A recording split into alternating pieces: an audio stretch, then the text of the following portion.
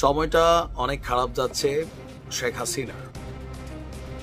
দেশের গণমাধ্যম, দেশের বিচারিক ব্যবস্থা, দেশের ট্রাইব্যুনাল, এখানে নানান ধরনের গল্প, প্রতিবেদন, নিউজ প্রতিদিনই আসছে। আর এগুলাতে বাংলাদেশের মানুষের এক ধরনের একটা মেন্টালিটি হয়ে গেছে যে না ভাই, এগুলা ঘটেই। তারপর সরকার ক্ষমতা থেকে পড়ে গেলে আবার কখনো এই সরকার আসার সুযোগ হলে একদম পানির মতন ঝরঝর করে যত মামলা আছে এগুলা পড়ে যাবে। আসলে যারা রাঘব বোয়াল বা এত বড় পোস্ট পদবিতে থাকেন তাদের কিছু করার মতন ক্ষমতা সরকারের থাকে না। তবে সরকারের ক্ষমতা থাকুক না থাকুক,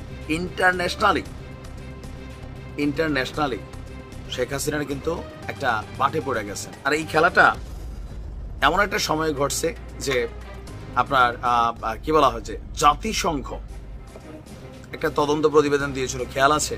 ওই প্রতিবেদনটা পূর্ণাঙ্গভাবে আমরা ওইভাবে দেখে নাই, বাট এখন এই প্রতিবেদনটা জাতিসংঘের যিনি মানবাধিকার কি বলা হয় যে কমিশনার আছেন, মানবাধিকার বিষয়ক হাই কমিশনার যিনি আছেন ভলকার তুর্ক, তার একটা বক্তব্য থেকে গতকালকে আপনার একটু শোরগোল পাকাইছে। তবে তারা যে দাবিটা করছে জাতিসংঘ, যে তারা মৃত্যুদণ্ড চায় না, তবে বিচার চায়, মানে তাদের বক্তব্য মৃত্যুদণ্ড অ্যাপ্লাই করা যাবে না, বিচার হওয়া উচিত। কাদের? জুলাই গণঅভ্যুত্থানের সময় আন্দোলনকারী এবং সমর্থকদের উপর মানবতা বিরোধী অপরাধ করেছে। আর এটা কে করেছে? আওয়ামী লীগ সরকার। গুরুতর মানবাধিকার লঙ্ঘন করেছেন তৎকালীন সরকারের কর্মকর্তা, আইন শৃঙ্খলা রক্ষাকারী বাহিনী, গোয়েন্দা এবং ক্ষমতাসীন দলের সদস্যরা। তাদের সুনির্দিষ্ট উদ্দেশ্য ছিল আন্দোলনকে দমন করা এবং আওয়ামী লীগ সরকারকে ক্ষমতায় টিকিয়ে রাখা। আর এগুলোর মধ্যে যারা জড়িত তাদের প্রত্যেকের সুবিচার নিশ্চিত করা প্রয়োজন বলেছেন জাতিসংঘের মানবাধিকার বিষয়ক হাই কমিশনার ভলকার তুর্ক।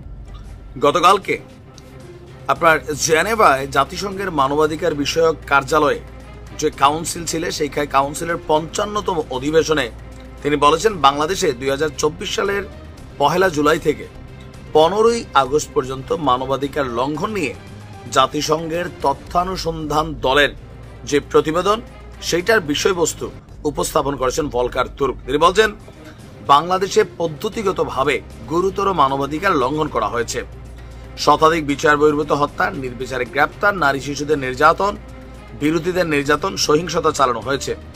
মানবাধিকার লঙ্ঘনের উদ্দেশ্য ছিল আন্দোলন দমন করা এবং সরকারকে ক্ষমতায় টিকিয়ে রাখার। সবকিছু হয়েছে আওয়ামী লীগের নেতৃত্ব এবং জ্যেষ্ঠ নিরাপত্তা কর্মকর্তাদের নির্দেশনায়।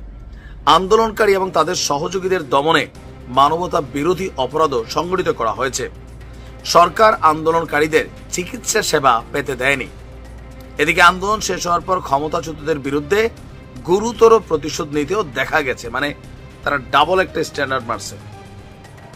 আওয়ামী লীগ মানবাধিকার লঙ্ঘন করছে, তো এখনকার সরকার কি বৈশা বৈশা দুধ দিয়া সর দিয়া ভাত খাওয়াচ্ছে? না, এই সরকার ক্ষমতায় আসার পরেও আপনার যারা ক্ষমতাচ্যুত হয়েছে 5 আগস্টের পর আগের সরকারের সমর্থক, পুলিশ এবং সংখ্যালঘুদের উপর গুরুতর প্রতিশোধ দিতে দেখা গেছে। জাতিসংঘের এই রিপোর্টটা ডক্টর ইউনূসকে এইখানে কিন্তু একটা লারা দিয়া গেছে, এই যে সংখ্যালঘুদের উপর গুরুতর প্রতিশোধ। কিসের? পলিটিক্যালি সেটা তো বলে নাই, যে সংখ্যালঘু, যেটা পাকিস্তান, ভারত বলছে, আমেরিকা বলছে, বিভিন্ন মানবাধিকার সংগঠনগুলো বলছে। পরবর্তী পদক্ষেপ হিসাবে জবাবদিহিতা নিশ্চিতের বিষয়টি তুলে ধরেছেন তুর্ক। তিনি বলছেন জবাবদিহিতা নিশ্চিত প্রচেষ্টা শুরু হয়েছে। আন্তর্জাতিক ট্রাইব্যুনালে অনেক মামলা হয়েছে, তবে এই সকল মামলায় সুবিচার নিশ্চিত করতে হবে। আর জাতিসংঘ চাইছে মৃত্যুদণ্ডের বিধান যেন বাতিল হয়। জাতিসংঘ মানবাধিকার কমিশন এই ব্যাপারে সরকারকে সহায়তা দিতে রাজি আছে। এই রিপোর্টটা ইন্টারন্যাশনাল লেভেলে খুবই একটা ভ্যালুয়েবল রিপোর্ট, যেটা আওয়ামী লীগ সরকারের প্রধান যিনি ছিলেন শেখ হাসিনা সহ একদম ঊর্ধ্বতন বেশ কিছু নেতারা, প্রশাসনের কর্মচারীরা, প্রত্যেকের জন্য খুবই নেগেটিভ। যে হ্যাঁ না, সরকার কি বলছে এটা হয়তো রাজনৈতিক সরকার না, বলতেই পারে এরা মিথ্যা বলবে, কিন্তু যখন জাতিসংঘ থেকে একটা রিপোর্ট হয়, রিপোর্টটা সারা পৃথিবী দেখে। ইন্টারন্যাশনালি এক ধরনের ইমেজ সংকটে মানবতার মা হিসেবে তিনি বেশ কয়েকবার উপাধি পাইছিলেন, রোহিঙ্গা জায়গা দিয়া, সব কিন্তু শেষ হয়ে গেছে। দেখা যাক কি হয়। ভালো থাকুন।